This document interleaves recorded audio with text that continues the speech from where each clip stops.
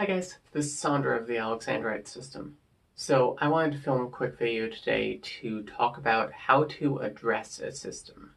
I think it's a common problem that a lot of singlets and some systems run into where they meet a system or their friend comes out as a system and suddenly they don't know how to address them anymore. When you have a singular person, it's easy. You just go by their name and their pronouns. But suddenly when you realize there's multiple people in this body, it gets a bit confusing. Do you refer to them by who you think is out? And what do you do in public? So most systems have a system name. We're the Alexandrite system. If you're in the know on YouTube and Twitter and those places, you'll know that systems kind of have these names. Most of them are like the blank system. Some break the mold, but I feel like even if you're not on the internet, every group kind of has like an unofficial name after a little while. And so you could refer to them by their system name, or like an abbreviation of their system name. So for us, you could refer to us as the Alexandrite system or the Alexandrites. In a similar vein, some systems have a collective name or like a body name. We've jokingly referred to this as our singlet sona before. Our collective/body name is Alexandra. So if you are not sure who is fronting for us, Alexandra is always correct. Basically, with the collective name, it's pretty unlikely that someone is going to correct you on their name. And of course, in safe spaces, you can always just ask who is fronting and call them by their actual name.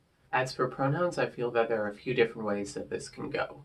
One way is that, as with a collective body name, there could be a collective body pronoun set.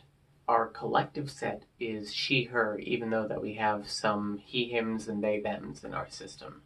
Because we are trans, our general rule for this has been if you're talking about an individual system member who uses he, him pronouns, you can obviously say he, him. I was talking to him, I saw him yesterday, I spoke to him yesterday, how is he? But our rule is never point at this body and say he.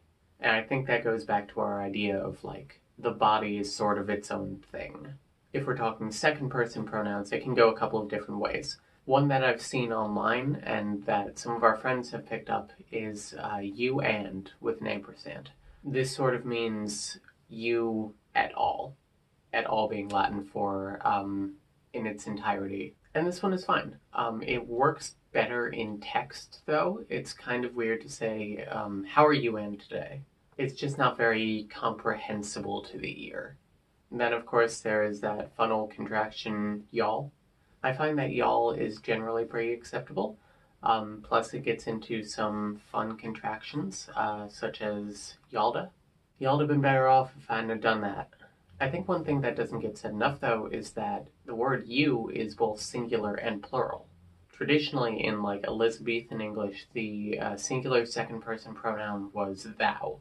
Thou art more lovely and more temperate.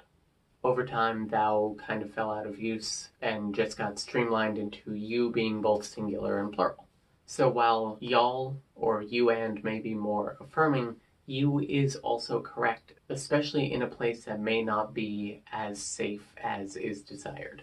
So if any of you guys have any additional ways that you like to be addressed, put them in the comments below. I'm always looking for new stuff like that. Thank you so much for watching, guys. I'll see you next time. Bye.